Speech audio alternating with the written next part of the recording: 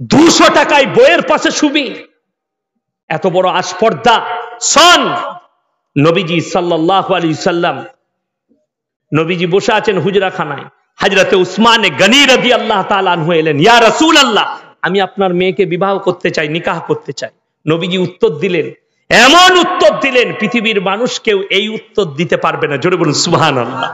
নবীজি বললেন, এ উসমানে গনি, তুমি ফাতেমার থেকে ভালো বিবি পাবে। জোরে বলুন সুবহানাল্লাহ। আর ফাতেমা তোমার থেকে ভালো স্বামী পাবে। হযরতে উসমানে গনি চলে গেলেন। হযরতে আলীকে নবীজি ডাকলেন, আলী, তুমি যাও দেলমোহর নিয়ে এসো। দেলমোহর আছে, পয়সা আছে। ইয়া রাসূলুল্লাহ, আমার কাছে কিছুই টাকা নাই। বললে, তাইলে তো নিকাহ দেয়া যাবে না, তোমাকে দেলমোহর আনতে হবে, মোহরানা। হযরতে আলী বেরিয়ে গেলেন, আর যাওয়ার পরে বাজারে গেলেন নিজের যুদ্ধের জামাটা বেচতে।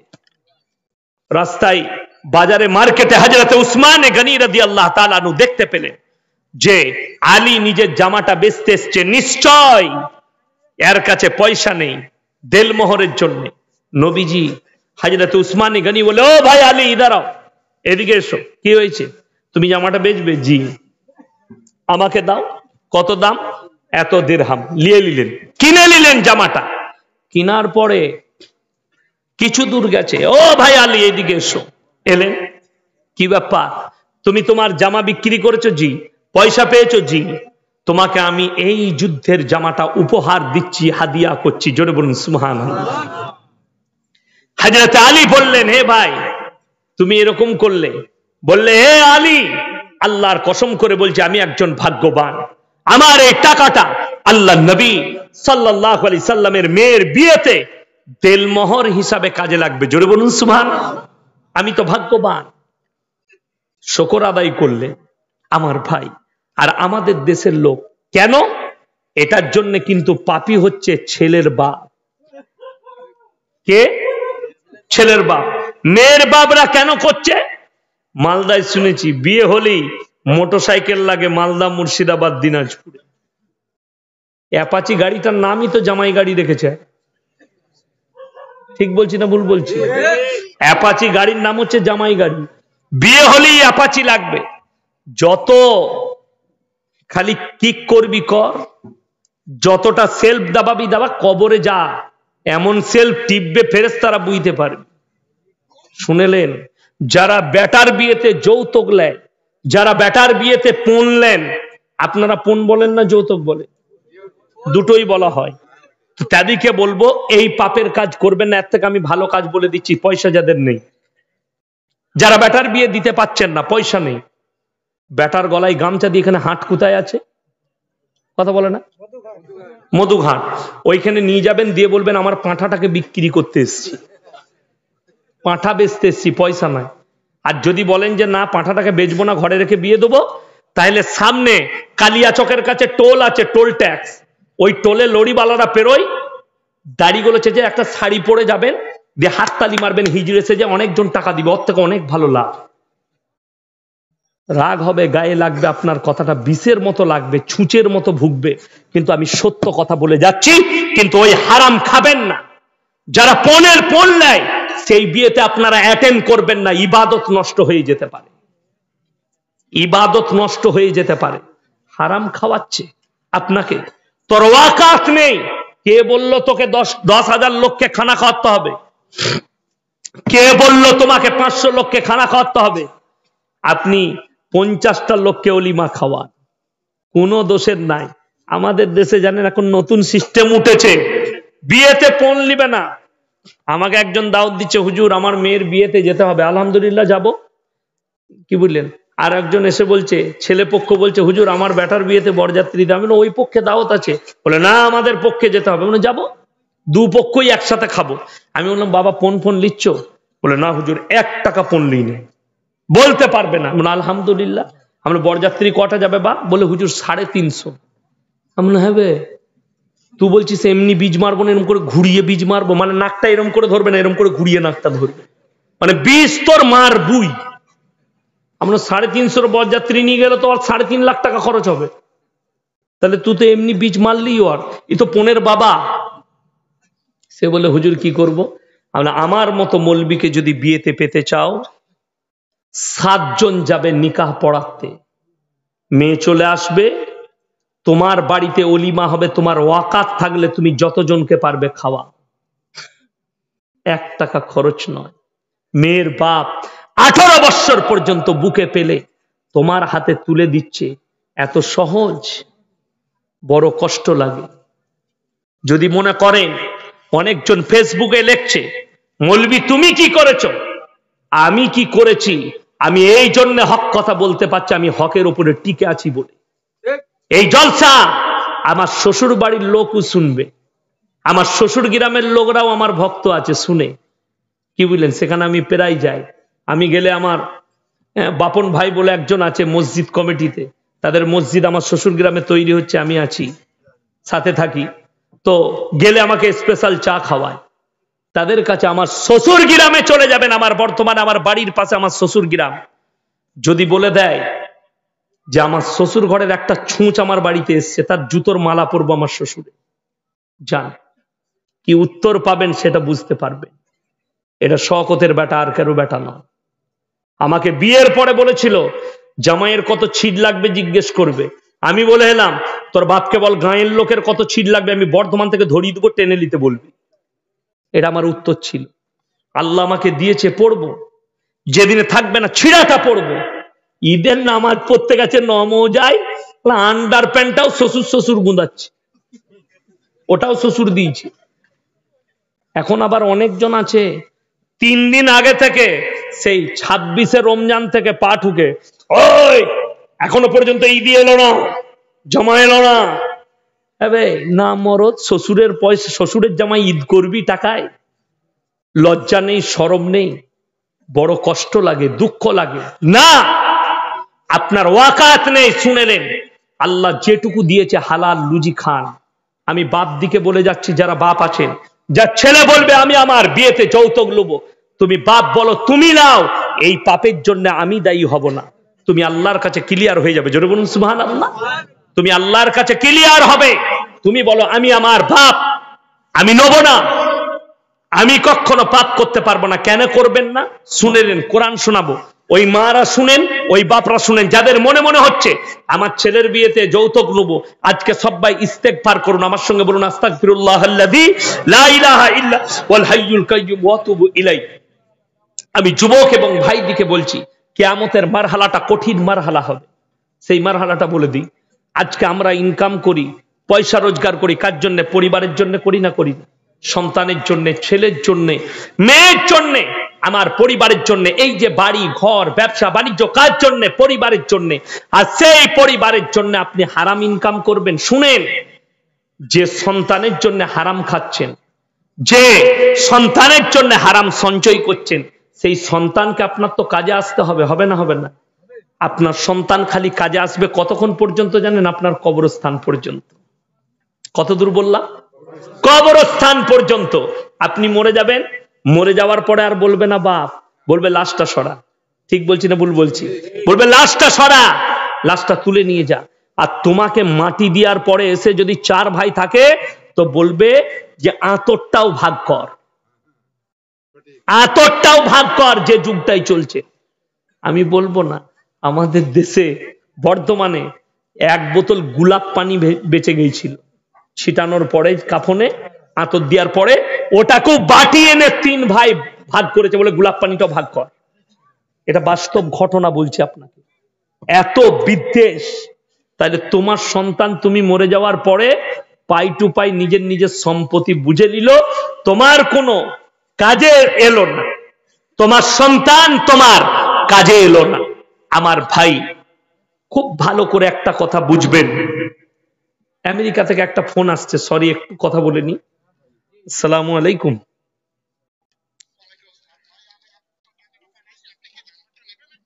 আপনি হোয়াটসঅ্যাপ করে দেন নম্বরটা, আমি মেহফিল চালাচ্ছি এখন। না ঠিক আছে, আলহামদুলিল্লাহ। সালাম। আমার ভাই, ওই জন্য মওত কবর পর্যন্ত। এরপরে কোরআন শুনেলেন।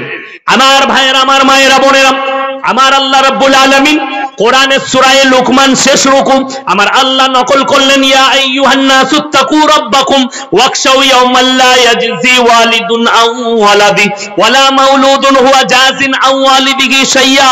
হে আমার বিশ্ব নবী, তাদেরকে বলো সেই দিনকে তারা যেন ভয় করে, যেদিনে বাপ বেটার কোনো উপকার আসবে না, বেটা বাপের কোনো উপকারে আসবে না, কেউ কারোর জন্য এতটুকু উপকার করতে পারবে না।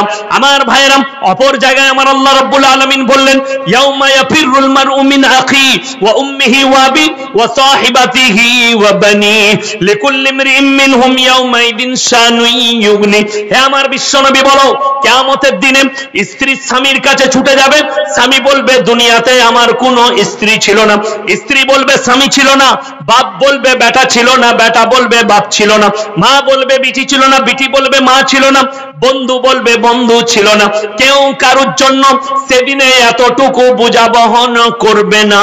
আমার ভাইরা, আমার আল্লাহ রাব্বুল আলামিন অপর জায়গায় বললেন, আতিহিম ইয়াউমাল কিয়ামাতি ফারদা।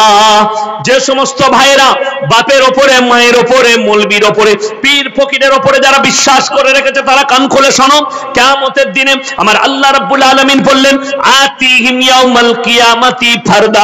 সেদিনে আমার কাছে মানুষ হাজিরি দিবে, তখন একা একা হাজিরি দেবে। আপনারা ঝান্ডা টাঙাবেন লম্বা করে, একটা ফিস্টন করে, এগুলো হচ্ছে সব সুজাপুর, মালদার, মোসেমপুরের লোক দিয়ে ঝান্ডা নিয়ে যাবেন তো কিয়ামতের দিনে, তাহলে চিনতে পারবে ফেরেশতারা মোটামুটি এরা জলসা করে হলো, ইয়াসিন সাহেব ছিল আর আমাকে ডেকে নিবে। আমাদের দেশের কিছু ছেলে মনে মনে করেছে হুজুর দিকে জলসাই দাওয়াত দিচ্ছি, কিয়ামতের দিনে বলবে দেখা হলে, হুজুর মনে পড়ছে না মুসিমপুরে গেলেন, দেশি মুরগি দিয়ে ভাত দিলাম আর কাজু কিশমিশ। আমি বলবো হ্যাঁ হ্যাঁ মনে পড়ছে, দাওয়াত দিলি বটে, খেলাম। তো এক কাজ কর, আমরাই তো ম্যানেজার বে জান্নাতের, একটু ফাঁক করার ঢুকে পড় নাকি। তুমি যাত্রা পেয়েছো, 3 ফাঁক করবে আর ঢুকবে, ওইটা মমতা খালার মিটিং এ হবে আর যাত্রায় হবে, জান্নাতে জায়গা পাবে না, বেরিয়ে সুজা করে দিবে ফেরেশতারা, চল সাইড মে চলো, यहाँ ना मौलवी चलेगा ना कोई चलेगा। आतीहिम यौमल कियामती फरदा, जब हमारे सामने तुम आओगे, একেলে একেলে आओगे, তোমরা সবাই নিজে নিজে হাজিরি দিবে। কোরআন শোনালাম, কেউ কারোর জন্য যারা পরিমাণ বোঝা বহন করবে না। আমার নবীজি সাল্লাল্লাহু আলাইহি সাল্লাম কিয়ামতের বর্ণনা দিচ্ছেন। মা আয়েশা সিদ্দিকা রাদিয়াল্লাহু তাআলা আনহা হাউ হাউ করে পর্দার মধ্যে কাঁদছেন, সাহাবীরা বসে আছেন, সাহাবীদের চোখে পানি, মেয়ে ছেলে সাহাবী যতগুলো ছিলেন সকলের চোখে পানি। শুনেলেন আল্লাহর হাবিব সাল্লাল্লাহু আলাইহি সাল্লামকে বলছেন, ইয়া রাসূলুল্লাহ, হযরতে মা আয়েশা সিদ্দিকা রাদিয়াল্লাহু তাআলা আনহু বলছেন, ইয়া রাসূলুল্লাহ, বড় কষ্টের বিষয় আপনি বললেন, কিয়ামতের দিনে নারী পুরুষ উভয়ে উলঙ্গ অবস্থায় থাকবে, শরীরে কাপড় থাকবে না। সেই অবস্থায় নারীদের ইজ্জতের কি হবে? কে বলছেন? মা আয়েশা সিদ্দিকা রাদিয়াল্লাহু তাআলা আনহা বলছেন, ইয়া রাসূলুল্লাহ, আমাদের কি হবে ইজ্জতের? আমার নবী বিশ্ব নবী বললেন, হে আয়েশা, বড় কষ্টের বিষয়, আমার বলতে কষ্ট হচ্ছে, কিয়ামতের দিনটা এত খতরনাক দিন হবে, কেউ কারোর দিকে একটা সেকেন্ড, একটা মুহূর্ত তাকাবার সময় পাবে না, একটা সেকেন্ড মুহূর্ত তাকাবার সময় পাবে না। আল্লাহ হিসাব নেবেন কিয়ামতের দিনে, বড় ডেঞ্জার হিসেব। অনেকের মনে মনে হবে যারা পাপ করে, আল্লাহ হিসেব কি করে নিবে এতগুলো মানুষের? হযরত আদম আলাইহিস সালাতু ওয়াস সালাম থেকে শুরু করে কিয়ামতের সকাল পর্যন্ত এত হাজার হাজার কোটি মানুষ, আল্লাহ তাদের হিসেব কি করে নিবেন? আমার আল্লাহ রাব্বুল আলামিন কোরআনে বললেন, ইকরা কিতাবাক কাফা বিনাফসিকাল ইয়াউমা আলাইকা হাসিবা। হে আমার ভাইরা, আমার মায়েরা, বোনেরা, আমার আল্লাহ রাব্বুল আলামিন প্রত্যেকটা নারী পুরুষের হাতে তাদের আমলনামা ধরিয়ে দেবেন, আর আমার আল্লাহ বলবেন, ইকরা কিতাবাক কাফা বিনাফসিকাল ইয়াউমা আলাইকা হাসিবা, তোমরা পড়ো, নিজের নিজের হিসাব তোমরা নিজের মুখেতে দিয়ে দাও। তোমরা সবাই নিজের নিজের মুখে তোমার নিজের হিসেব গুলো বলো, কোথায় পাপ করেছো, পাই টু পাই, সেকেন্ড টু সেকেন্ড লেখা থাকবে সেখানে। আমাদের দেশের লোক মনে করে আমরা পাপ করি, কেউ দেখতে পাই না। আল্লাহ কিয়ামতের দিনে একদল নামাজিকে দাঁড় করাবেন। কদল বললাম? একদল নামাজি। আর আমার আল্লাহ জিজ্ঞেস করবেন তোমরা কেমন নামাজি মুসল্লি ছিলে? তারা বলবে আল্লাহ আমরা 5 কাতারে নামাজ পড়েছি, দারুণ ভালো লোক ছিলাম, রমজানের 30টা রোজা রেখেছি, বড় বড় উপকারী ছিলাম। আমার আল্লাহ রাব্বুল আলামিন বলবেন চুপ করে যাও। আল্লাহ কোরআনে বলেছেন কিরামান কাতিবিন ইয়ালামুনা মা তাফালুন, প্রত্যেকটা নারী পুরুষের কাছে আমি 2 জন করে ফেরেশতা নিযুক্ত করেছি। কিরামান কাতিবিন, কাতিব মানে হচ্ছে যারা টাইপ করে করে লেখে, তাদেরকে কাতিব বলা হয়। এটা ফেরেশতাদের নাম নয়, প্রত্যেকটা নারী পুরুষের কাছে 2টো করে ফেরেশতা আছে, তারা হচ্ছে কাতিব, যারা টাইপ করে করে ভালো মন্দ পাপগুলো রেখে রাখবেন। আমার আল্লাহ রাব্বুল আলামিন কিয়ামতের দিনে এই সমস্ত ফেরেশতাদিকে ডাক দেবে, হে আমার ফেরেশতা মণ্ডলী, আমার এই বান্দাদের সমস্ত ডায়েরিটা নিয়ে এসো, আমলনামা নিয়ে এসো। খোলা হবে, প্রথমেই ডান দিকের ফেরেশতা বলবেন আল্লাহ মসজিদে 5 কাতারে নামাজ পড়েছে। বাঁ দিকের ফেরেশতা বলবে চুপ করে যাও, মসজিদে সুজাপুরে 5 কাতারে নামাজ পড়লে হবে কি? লুকিয়ে লুকিয়ে বাজারে গিয়ে লটারির টিকিট কেটেছে। লটারিওয়ালা মাল আছে না নাই নামাজি? দাদা আছে। আমার এলাকায় একটা মসজিদে কি বুঝলেন, লটারির টিকিট কোঁচড়ে ভরেছে, লুঙ্গির কোঁচড়ে। এখানে গুঁজে নিয়ে হযরত এখন নামাজের নিয়ত বেঁধেছে। কি বুঝলেন, একটু সিজদায় উঠা বসাতে একটু টানা ছিড়া হয়েছে, মালটা খুলে পড়ে গেছে লটারির টিকিটটা। তার পেছনের কাতারে যে দাঁড়িয়ে ছিল সে মালু লটারিওয়ালা, সে কত পরেজগার বুঝেলেন। সে যখন সিজদায় গিয়েছে দেখছে লটারি মালটা সিজদাতেই কুড়িয়ে পড়ে ভুলিয়েছে।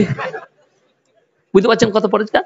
গিয়ে দোকানে মিলিয়েছে, নামাজের পরে দেখছে লেগে গেছে 12,000 টাকাটা ক্যাশ করে লিছে।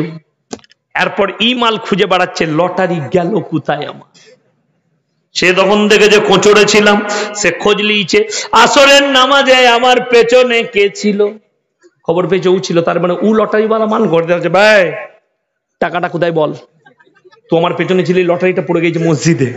সবাই জেনে গেল দুটোই নামাজি, দুটোই লটারিওয়ালা মাল। কথাটা বুঝতে পেরেছেন না পারেননি আমার ভাই? এরপরে আবার ডান দিকের ফেরেশতা বলবে আল্লাহ রমজান মাসে 30টা রোজা রেখেছে, বড় দান ধ্যান করেছে।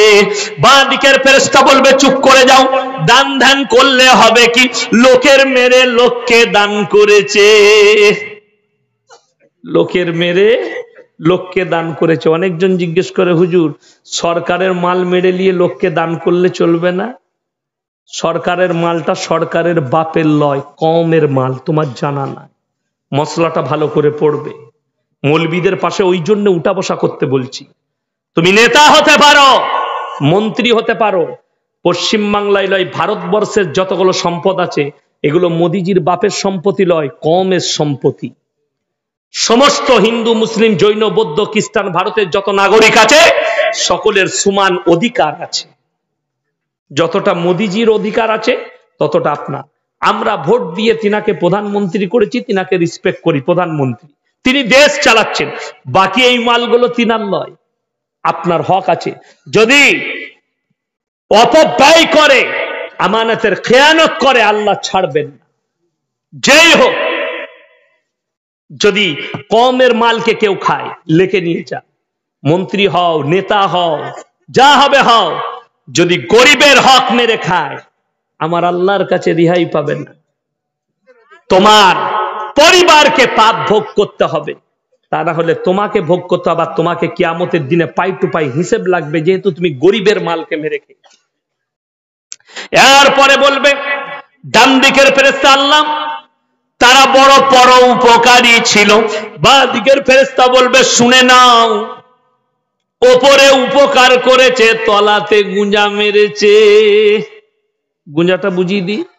আমি ধরেলেন মৌলভী সাহেব গরিব মানুষ, পঞ্চায়েতে গেলাম, আমার চাচতো ভাই প্রধান, গিয়ে বললাম ভাই সরকার একটা করে ঘর দিচ্ছে, আমাকে একটা দিবি না, মৌলভী মানুষ, গরিব মানুষ।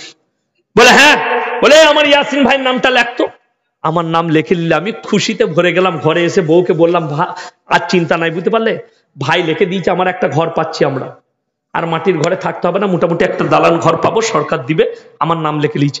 আমি কিন্তু যখন পঞ্চায়েত থেকে বেরিয়েছি বলছে শালার নামটা এক্ষুনি কাট কেটে দিয়েছে, আমি কিন্তু জানি না। ও আমার সামনে নামটা লিখে দিল, আমি বেরিয়েছি, চালিয়ে দিয়েছে, কেটে দেওয়ার নামটা নাই।